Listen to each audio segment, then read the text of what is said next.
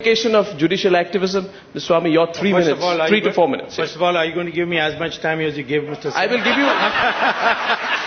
Equal debate. That question is asked as a politician, not as a lawyer. As long as somebody from your side is willing to cut that. Go ahead, sir. Please go ahead, Mr. Swamy. Well, first of all, this topic is framed in with loaded words. The words activism, compromise, these are loaded words, and I don't want to take up time explaining what the definitions of these terms mean. But it's a well-known fact that the Constitution is the supreme document, and all institutions draw their position and power from the Constitution.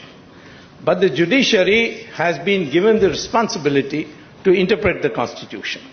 This responsibility is not with any other, whether it's executive or parliament and so on. They have no right to interpret the Constitution, only the judiciary can. So there is a very direct responsibility placed on the judiciary to intervene where the Constitution is not being followed. Now I have 4 questions. First is that if the government fails to act, then what does the citizen have by way of relief?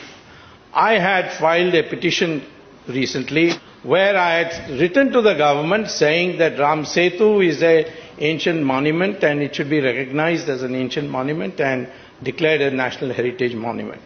The government came to the court and said, we will not say yes, no, or be neutral. Now, how do I get relief? The only way I can get relief is by the court intervenes and says, as the court did, they said, if you don't take a stand, then we will hear Mr. Swamy and give our decision. So here is a case where the government is not doing its duty.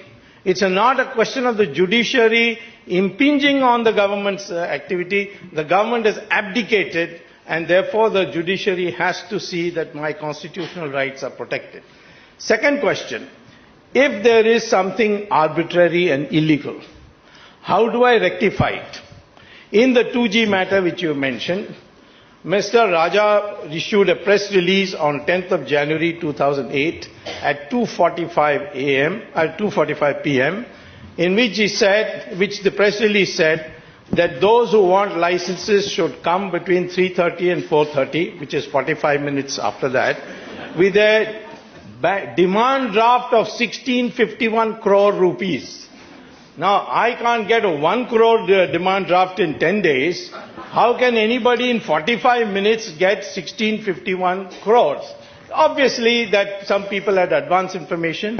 They had already got the demand draft, and they were all ready. And some of them were, in fact, sitting in Mr. Raja's room. So they didn't even have to go to the building to deliver. Now, should not the government intervene? Such a huge loss was caused. And a minister called Mr. Kapil Sibal says that the loss was 0. People said he is not to be blamed because he doesn't know how to count beyond 0.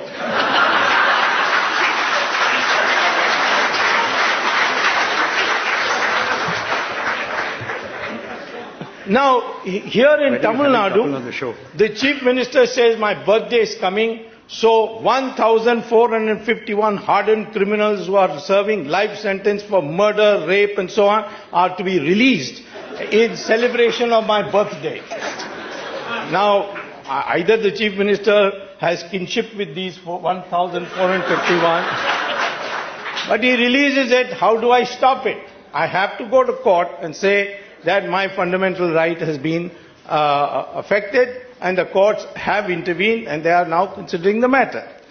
So therefore, to say Lakshman Rekha, let me say here too, had Sita not crossed the Lakshman Rekha, Ravan would never have been killed. So sometimes crossing of Lakshman Rekha is necessary.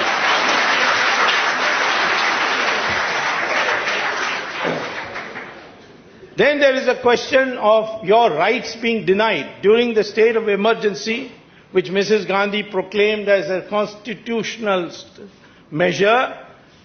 The Attorney General went to the court and said, we can now take the life of any person without a trial at all. which was totally against. But for the judiciary at that time, there would have been no sanity at all brought in the implementation of the emergency. So we owe the freedom that we have today, the luxury of freedom, to the judiciary intervention at that stage. Finally, the judiciary has done a great service to our country by limiting the amending power of Parliament. Earlier on, if two-thirds majority you had in Parliament, you could amend anything in the Constitution. In fact, you could declare anybody as a king or queen. There was some suspicion that Mrs. Gandhi was preparing to be declared as the Queen of India. And just before that, in 1973, the Supreme Court said, no, Constitution is above everybody else. Parliament is a creature of the Constitution.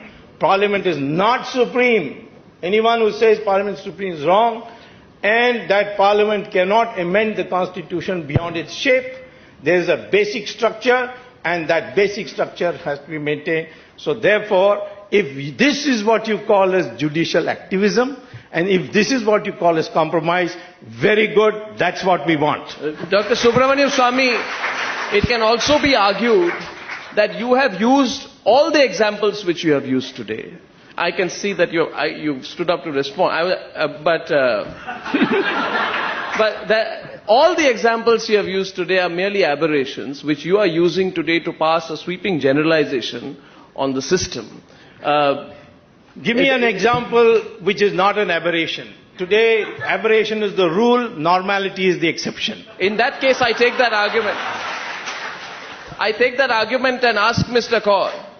Mr. Kaur, you have been CAG of India.